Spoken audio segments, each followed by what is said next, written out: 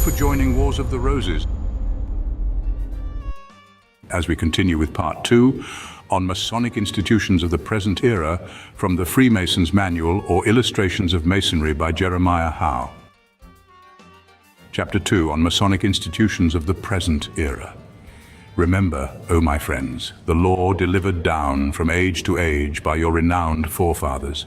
O never let it perish in your hands, but piously transmit it to your children.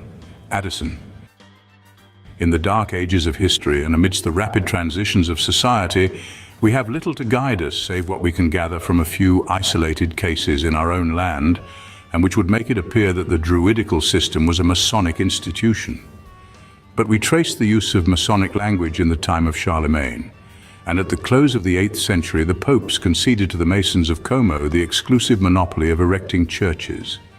This body of artificers who then, and for ages afterwards, when the title Magistri Comacini had long been absorbed in that of free and accepted Masons, associated as a craft or brotherhood in art and friendship.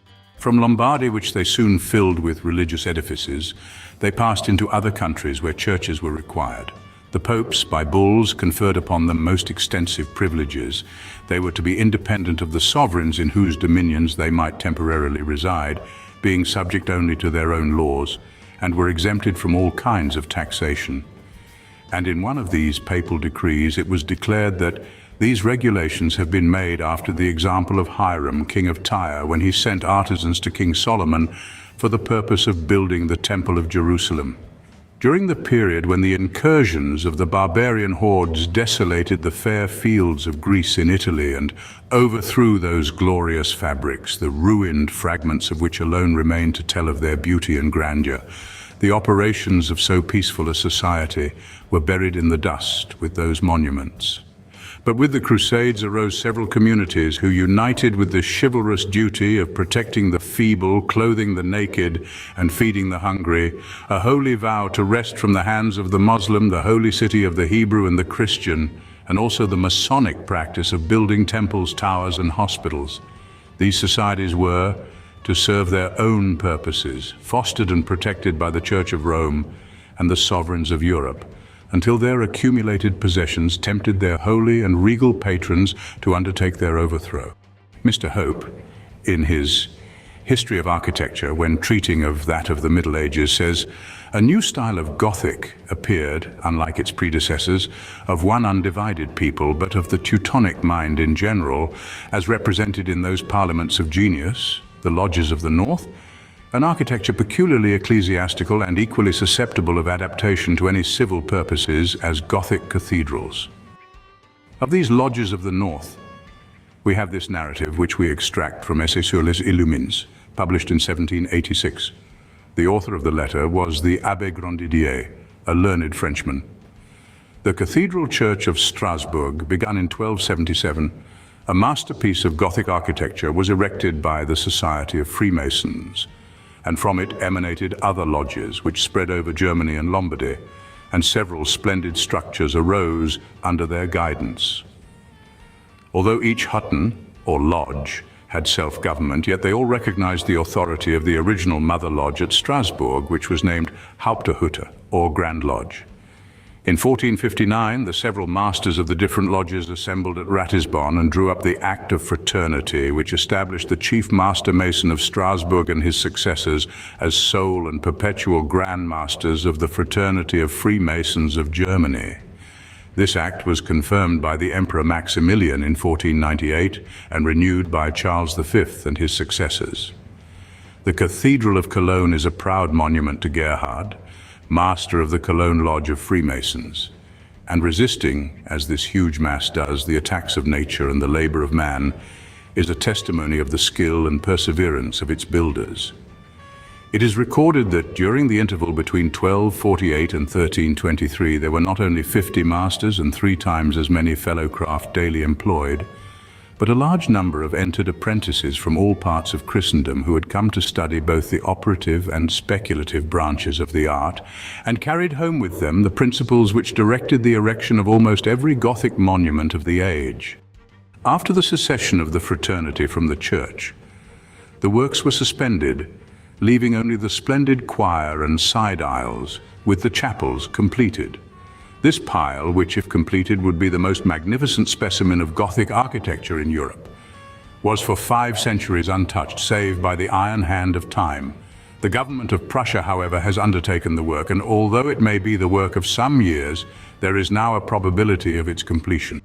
We are assured that the original plans belonging to the lodge, which had been preserved in the church, were taken away by the French in 1794, had been recovered, and were delivered over to the architect entrusted with the direction of the work.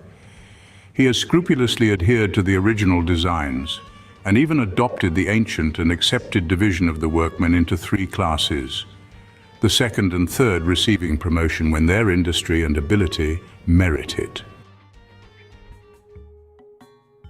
Throughout Europe, in England especially, the fraternity continued for a considerable period to pursue their labors, and constructed many edifices which still remain as stable monuments of their skill as workmen and refined memorials of their taste as architects.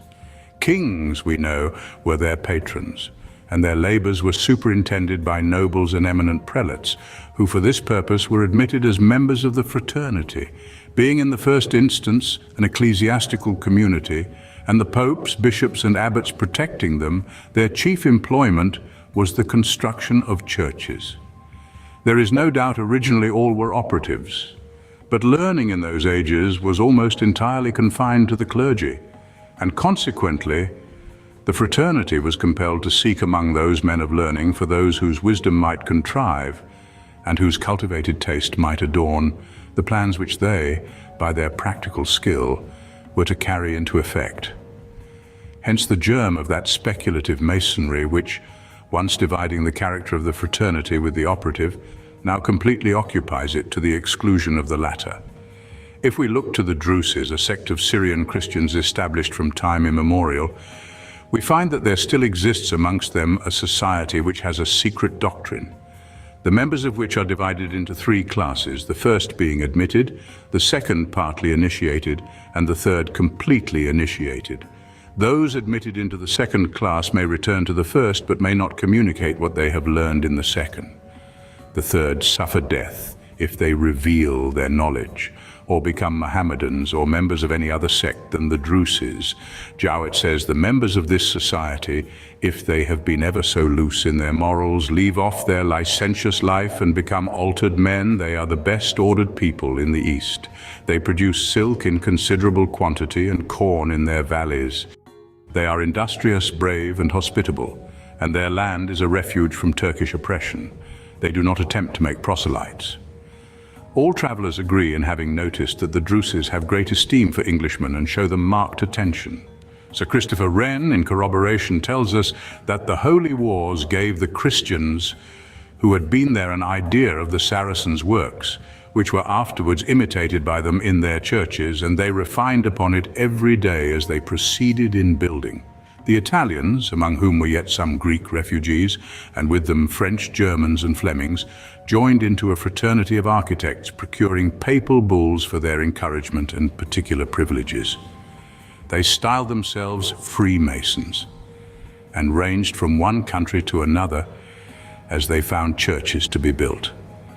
Their government was regular, and when they fixed upon the site of the building, they made near it a camp of huts. A surveyor governed in chief. Every 10th man was called a warden, and overlooked each 9. The gentlemen of the neighborhood, either out of charity or commutation of penance, gave the materials and carriages.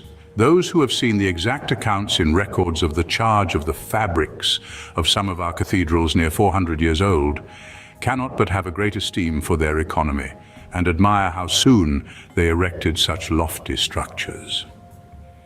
It has been maintained that until the statute of 3rd Henry VI, Chapter 1, which by prohibiting them from meeting in chapter, greatly impaired their organization and prosperity, they enjoyed a kind of building monopoly in this country. In an indenture of covenants made in the reign of Henry VI between the church wardens of a parish in Suffolk and a company of Freemasons, the latter stipulated that each man should be provided with a pair of white leather gloves and a white apron, and that a lodge fitted to be properly tiled, in which they were to carry on their works, should be erected at the expense of the parish. Herder, theological professor at Göttingen, asserts, but without stating his authority, that modern European Freemasonry had its origin during the erection of St. Paul's Cathedral of London in Sir Christopher Wren. His story is that on the stated days on which Wren was accustomed to inspect the progress of the building, he and his friends, we suppose the overseer workmen, were accustomed to dine at a house in the neighborhood, and a club was there formed, which by degrees introduced a formula of initiation and rules for the conduct of the members expressed in symbolical language derived from the Masonic practice. In a History of Freemasonry in France by George Kloss, Darmstadt, 1852, a similar statement appears. After a few words of introduction, which are intended to show that the institution of Freemasonry, although very ancient, has rather gradually grown up as circumstances led to it, than originated all of a sudden or started into life without any preparation or foreshadowing, he remarks, "When Wren had completed the building of the Cathedral of St. Paul in London in 1708, and thus the workpeople had no common centre remaining, their corporate customs, like the customs of many other bodies, would in course of time have been lost and been wiped away if the brotherhood had not been sustained as such by the power of that edition, the non-professional members of the various grades of society. The religious contentions, which had been dominant for 200 years, were at last compelled to recede before the spirit of toleration. The necessity for some place of rest, where political discussion might not enter, was the cause and reason for the adoption about the year 1716 of an organized system then first appearing as Freemasonry. There may be some truth in this statement, as there is no doubt that Freemasonry, which had been dormant for some time, was revived, or at any rate was brought into more vigorous action by Wren. Freemasonry in Europe was doubtless operative, as is shown both in England and on the continent, and Wren's learning and genius enabled him to unite the speculative with the operative, and thus to draw all orders of men into the institution. The lodge of which Wren was so long, the master met at the Goose and Gridiron in St. Paul's churchyard, and was there located until a recent period, and from this lodge, now known by the name of the Lodge of Antiquity, we have reason to believe all others in England have emanated. This lodge is in possession of the mall used by Wren in his capacity of architect of the glorious structure he raised. The system organized or revived by Wren was speedily transplanted into other lands, into France about 1720, in which country it made rapid progress, and all from warrants of the Grand Master of England. The Loge L'Anglaise at Bordeaux has been working from that authority, granted 1722. In a Paris lodge, 10 persons were initiated at one time, and of these, we are told, 6 were Knights of the Holy Ghost. The rapid strides that the order was making caused the papal court to make a stir about it, and a learned civilian of Florence was by the Inquisitor arrested in May 1739. The Grand Lodge in London took the matter up, and by means of the Grand Duke, afterwards Francis I of Austria, who had been initiated a few years before, he was set at liberty in the December following. In taking a retrospect of other institutions, whether founded for the purposes of government, science, mutual security, or any other purpose, we find they have all been unstable in their duration, and generally failing in the accomplishment of the design for which they were framed. Kingdoms, with their mighty founders, have had their rise, their meridian, and their decline. In vain we ask who were the founders of Palmyra's boasted temples, of Baalbek's gorgeous domes, or the gigantic works of Egypt, the wrecks of their mouldering grandeur only seeming to frown contempt on their founders' schemes.